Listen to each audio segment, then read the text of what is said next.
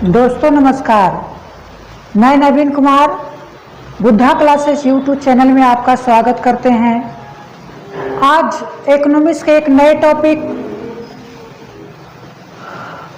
भारत में बैंकिंग सेवा की शुरुआत का डिस्कशन करेंगे आपके बीच। तो देखना है कि आखिरकार भारत में बैंकिंग सेवाओं की शुरुआत कैसे हुई। इससे पहले वीडियो में हमने मुद्रा के बारे में बताए थे कि मुद्रा क्या है, मुद्रा कितने प्रकार के होते हैं। लेकिन आज हम देखेंगे बैंक क्या है, क्योंकि मुद्रा का कहीं ना कहीं संबंध बैंकों से है। यानी बैंक मुद्रा जमा करते हैं, बैंक में मुद्रा का मतलब रुपया, पैसा, ये सारी चीज़ें। तो ध्यान देना है कि सबसे पहले जानना है कि बैंक किसको कहेंगे और आगे हम बताएंगे कि बैंकिंग व्यवस्था की शुरुआत कैसे हुई। बैंक किसको कहेंगे? बैंक कहेंगे वह संस्था, बैंक वह संस्था है जिसमें या जो हमारा बचत स्वीकार करता है और हमें आवश्यकता पड़ने पर ऋण के रूप में हमें ही प्रदान करता है। तो उस संस्था को हम क्या कहेंगे? बैंक कहेंगे। देखना है बैंक क्या है, तो कहेंगे बैंक एक संस्था है, एक संस्था है जो लोगों का बचत स्वीकार करता है, बचत स्वीकार करता है तथा आवश्यकता पड़ने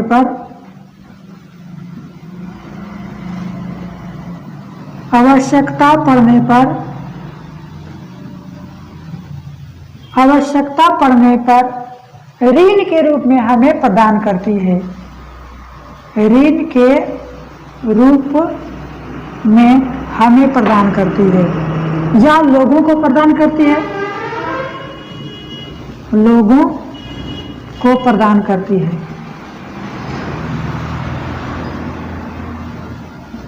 लोगों को प्रदान करती है। कहेंगे बैंक वह संस्था है जो लोगों का बचत स्वीकार करती है। हम जितना कमाते हैं क्या सभी बैंक में रखाते हैं? नहीं, हम जितना कमाते हैं जो खर्च करके बच जाता है उससे हम क्या करते हैं? बैंकों में जमा करते हैं। तो बैंक क्या करती है? उसको जमा रखती है और आपको आवश्यकता पड़ने पर आपको देती है। अगर आपके पास पैसा नहीं है फिर भी बैंक क्या करती है? आपको लोन के रूप में आपको प्रदान करती है। तो ऐसी संस्था को हम क्या कहेंगे? बैंक कहेंगे। अब जानेंगे बैंक का कार्य क्या होता है। बैंक का कार्य तो सबसे पहले तो आपको कहेंगे लोगों का बचत स्वीकार करना। पहला कार्य क्या है इसका? लोगों का बचत स्वीकार करना। लोगों का बचत स्वीकार करना। बचत स्वीकार करना मतलब कि जो लोगों का बचत होता है वो अपने पास सुरक्षित रखती है और आवश्यकता पड़ने पर हम उसको क्या करते हैं? बैंकों से निकालते हैं। दूसरी बात करेंगे, लोगों आवश्यकता पड़ने पर लोगों को ऋण देती है, लोगों को ऋण देती है। तीसरी बात है क्या होगा कि आवश्यकता पड़ने पर हमें क्या करती है? ऋण प्रदान करती है। फिर आपको कहेंगे विदेशी व्यापार के लिए ऋण प्रदान करती है या कहेंगे विदेशी व्यापार में सहायता करती है, विदेशी व्यापार में सहायता करती है। तथा और भी कहेंगे कि लोगों का जो पेंशन आता है, लोगों का जो वेतन आता है, कर्मचारियों का वेतन आता है, ये सभी जो है कि आपको बैंकिंग के द्वारा सेवाएं प्रदान किया जाता है। यानी कहेंगे कि ग्राहकों को विभिन्न प्रकार की सेवाएं प्रदान करती है। या क्या कहेंगे? ग्राहकों को विभिन्न प्रकार के सेवा प्रदान करती है, विभिन्न प्रकार के सेवा प्रदान करती है। कौन कौन सी सेवा? तो अगर आपको किसी का वृद्धा पेंशन आता है, बूढ़े बूढ़ी को, तो भी बैंक में आता है। कोई कर्मचारी है, उस कर्मचारी का जो वेतन होता है वो भी बैंक में आता है। तो ये सारी कामें, और ये सारी कामें कौन करती है? तो बैंकों के द्वारा किया जाता है। फिर से एक बार ध्यान देना है कि बैंक क्या है? बैंक एक संस्था है जो लोगों का बचत स्वीकार करता है तथा आवश्यकता पड़ने पर उसे ऋण के रूप में प्रदान देता है।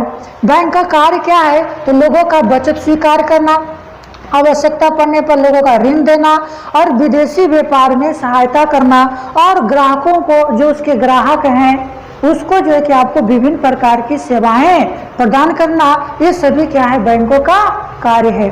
अब जानते हैं कि इस बैंकिंग सेवाएं की शुरुआत कैसे हुआ था। भारत में, इन्हें विश्व में प्राचीन काल से ही बैंकिंग व्यवस्था किसी न किसी रूप में अपनाया गया है। पहले आपको कहेंगे साहूकार हुआ करते थे। वो साहूकार क्या करते थे? लोगों को ऋण देते थे और उसके बदले में वो टैक्स, कहेंगे कि उसका ब्याज लेते थे, ऋण देते थे, ब्याज देते थे और अपने पास कुछ संपत्ति भी जमा रखते थे। तो वे भी एक प्रकार की बैंकिंग व्यवस्था था, लेकिन उसमें जनता का हमेशा और हमेशा घाटा का सामना करना पड़ता था। वो जो बैंक बनते थे, वो जो बैंक होता था, वो लोग जो अपने अधिक से अधिक लाभ कमाने के लिए व्यवस्था की जाती थी।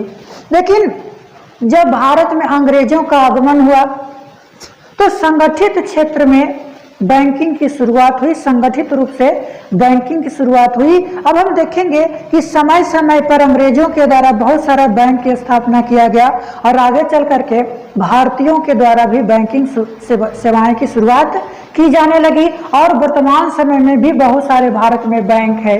तो उसके बारे में हम आपको जानेंगे। पहली बार एक डेट आता है 1770 ईस्वी, यानी कहेंगे 16वीं शताब्दी में। 16वीं, अभी आपको कौन सा चल रहा है? 21वीं शताब्दी चल रहा है। तो कहेंगे 16वीं ने, बल्कि 18वीं शताब्दी में या 1770 ईस्वी में पहली बार एक बैंक की स्थापना किया गया था। वो था the Hindustan bank.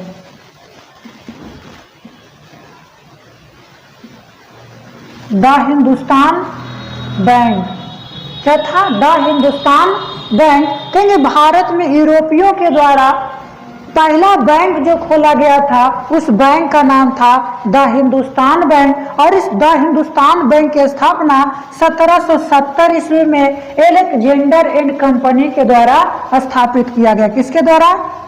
Alexander and company. Alexander and company के द्वारा इस बैंक की स्थापना हुआ।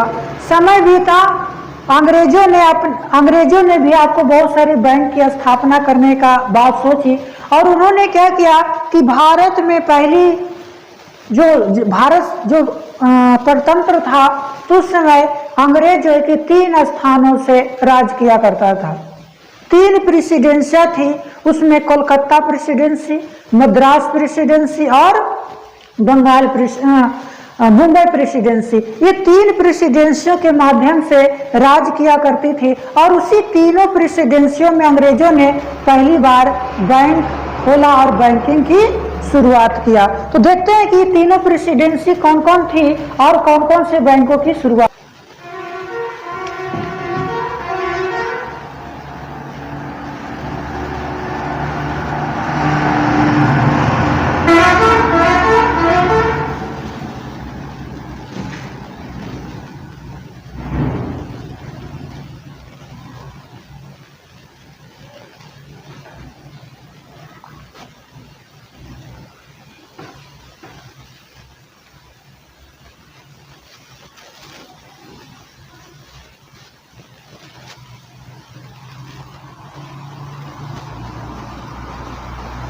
ये रहा मेरा भारत।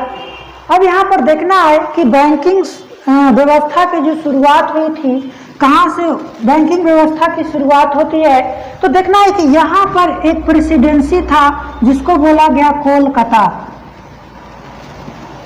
कोलकाता यानी बंगाल। यहाँ पर था बम्बई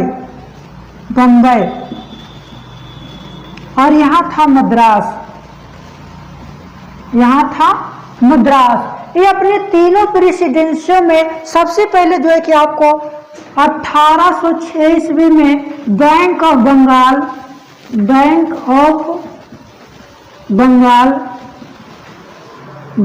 बंगाल की स्थापना किया। फिर 1840 ईस्वी में बैंक ऑफ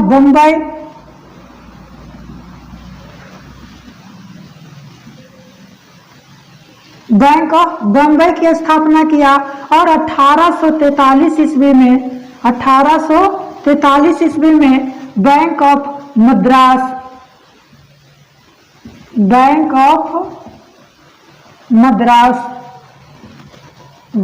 मद्रास की स्थापना किया। अंग्रेज ने क्या किया, सबसे पहले आपको बताए कि सबसे पहले भारत में पहला यूरोपियन बैंक खुला था 1770 ईस्वी में। कब जी?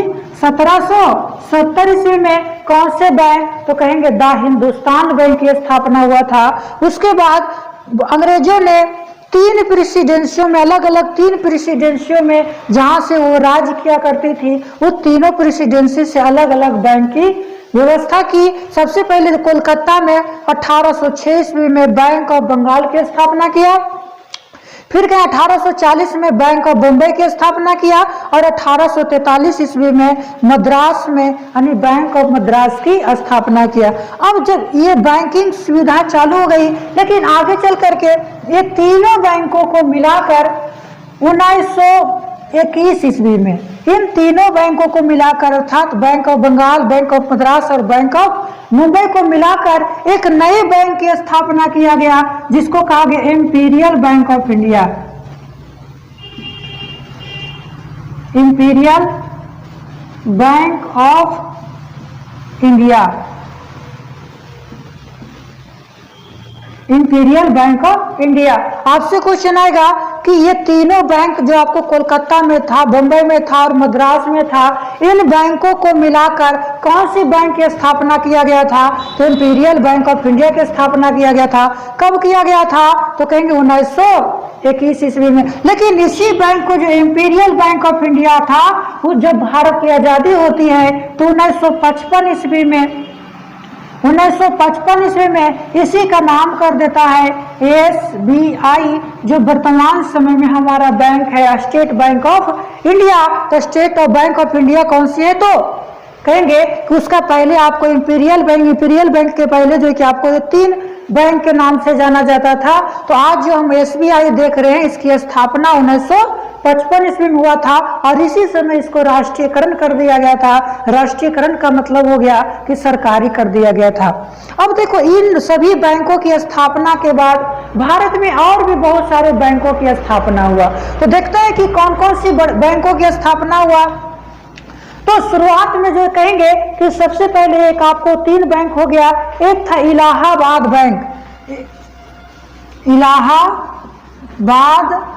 बैंक। ये इलाहाबाद बैंक की स्थापना जो हुआ था वो 1865 ईस्वी में हुआ था। 1865 ईस्वी में इलाहाबाद बैंक की स्थापना हुआ। फिर आपको आप इसको मिटा करके फिर से आपको देखते हैं कि कौन कौन सी बैंक की स्थापना कब कब हुई थी। हमने क्या देखे कि सबसे पहले जो है कि आपको बैंक ऑफ बंगाल की स्थापना हुआ। बैंक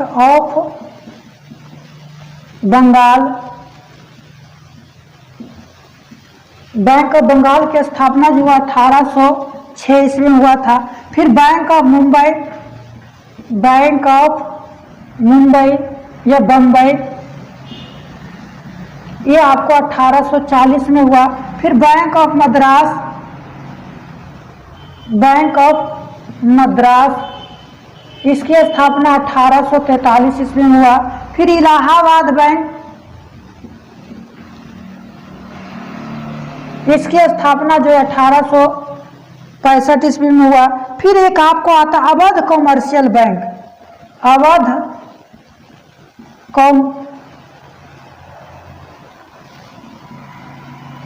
अवध कमर्शियल बैंक, इसकी स्थापना 1881 ईस्वी में होता है। ये जानना है कि अवध कमर्शियल बैंक जो था वो भारतीय द्वारा स्थापित पहला बैंक था। ये क्या था? भारतीय द्वारा स्थापित पहला बैंक, भारतीय द्वारा स्थापित ये पहला बैंक था। अब देखना इसके बाद एक स्थापना होता है 1894 ईस्वी में पीएनबी, जिसको पंजाब नेशनल बैंक कहते हैं। और ये पंजाब नेशनल बैंक ऐसा बैंक था जो भारत में या भारतीय पूंजी पर आधारित पहला बैंक था। दो क्वेश्चन से आपको सबसे इंपॉर्टेंट आता है कि भारत में भारतीय द्वारा स्थापित पहला बैंक कौन था, तो कहेंगे अवध कमर्शियल बैंक, जिसकी स्थापना जो है कि आपको 1881 ईस्वी में किया गया था। फिर आपको कहेंगे कि भारतीय द्वारा स्थापित बैंक कौन था, अवध कमर्शियल बैंक, लेकिन पूर्णतः भारतीय पूंजी पर आधारित बैंक, पूर्णतः भारतीय पूंजी पर आधारित बैंक कौन था पहली बार, तो कहेंगे पंजाब नेशनल बैंक था। और इसकी पहली बार जो मुख्यालय बनाया गया था, ये लाहौर के अनारकली गली में बनाया गया था। लाहौर के अनारकली गली में बनाया गया था इसका मुख्यालय, किसका, पंजाब नेशनल बैंक की मुख्यालय। आज के डेट में भारत का दूसरा सबसे बड़ा बैंक है पीएनबी, सबसे बड़ा बैंक है एसबीआई, भारत का सबसे बड़ा बैंक है एसबीआई, और दूसरा सबसे बड़ा बैंक है वर्तमान समय में पीएनबी, पंजाब नेशनल बैंक है। इसके बाद और भी बहुत सारी बैंकों की स्थापना हुआ।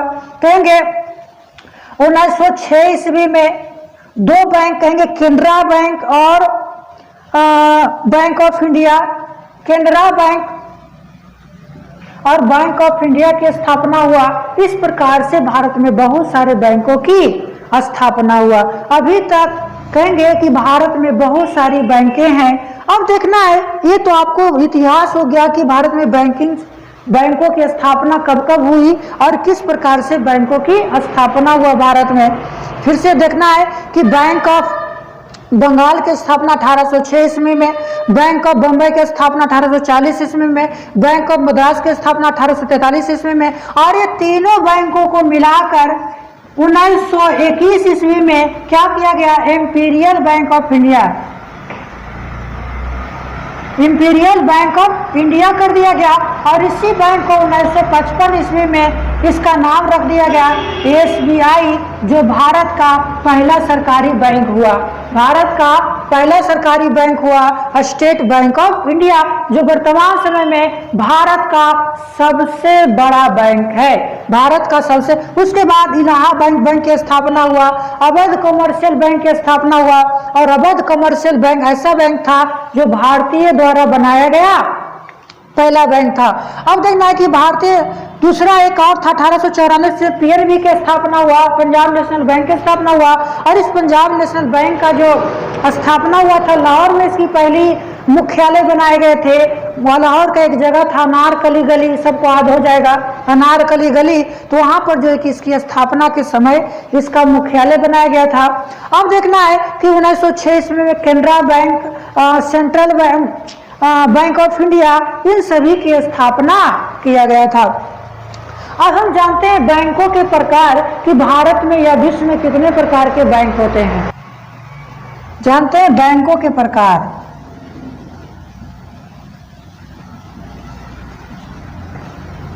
बैंकों के प्रकार तो क्या जानेंगे कि भारत में 3 प्रकार के बैंक होते हैं। एक केंद्रीय बैंक, दूसरा वाणिज्यिक बैंक,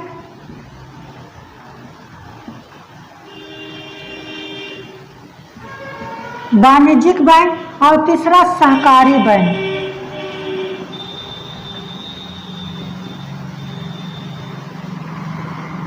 वाणिज्यिक बैंक और तीसरा सहकारी बैंक, जिसको हम कोऑपरेटिव बैंक कहते हैं।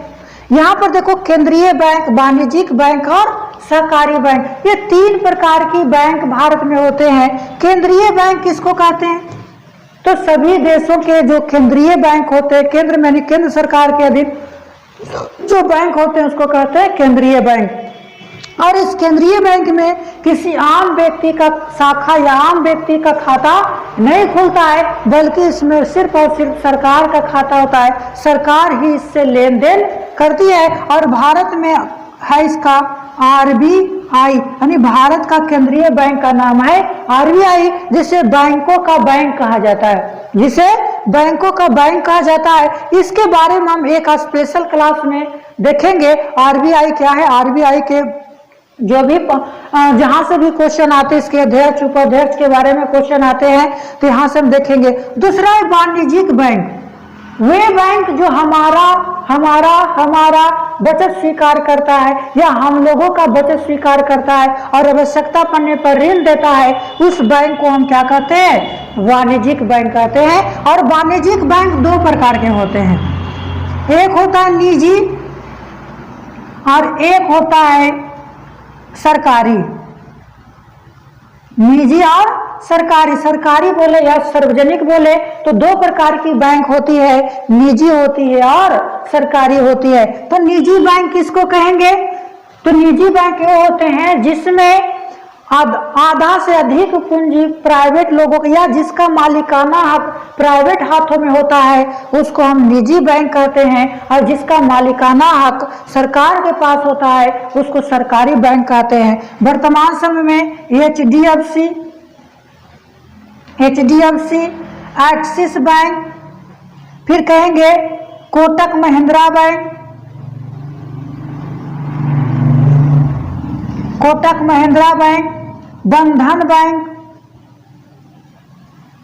ये सभी बैंक क्या है, तो प्राइवेट बैंक है। लेकिन SBI, PNB,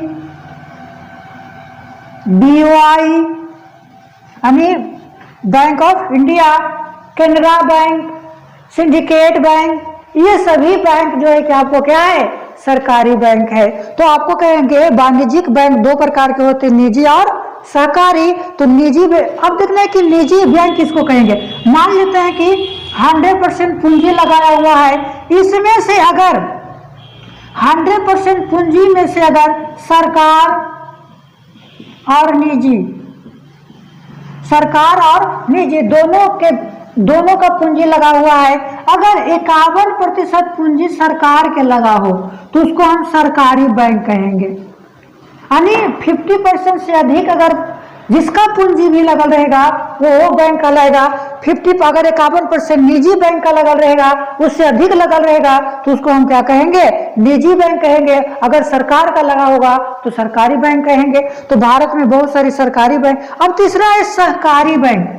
सहकारी बैंक क्या होते हैं, तो दो या दो से अधिक लोगों मिल करके एक समूह बना करके जो बैंकिंग व्यवस्था या बैंकिंग की तरह कार्य करता है, तो उस बैंक को हम क्या कहते हैं, सहकारी बैंक कहते हैं। चलिए आज इतना ही हम देखते हैं। उसके बाद हम जो कि अलग अलग केंद्रीय बैंक, वाणिज्यिक बैंक, दो आपको केंद्रीय बैंक अलग से और वाणिज्यिक बैंक और सहकारी बैंक को एक साथ जो है कि आपको हम एक वीडियो बनाएंगे उसमें। और उसके बाद हम आपको मुद्रास्फीति अर्थात कहेंगे मौद्रिक नीति को जानेंगे कि मौद्रिक नीति क्या होती है। तो चलिए आज का वीडियो में ही समाप्त करते हैं। अगर आपको वीडियो अच्छा लगा हो तो हमारे वीडियो को सब्सक्राइब कीजिएगा, जिससे कि और भी लोग हमें प्रेरणा मिलते रहे और आपको जो है कि पहले नोटिफिकेशन आपके पास पहुंच जाए मेरे वीडियो को। चलिए धन्यवाद हमारे वीडियो देखने के लिए।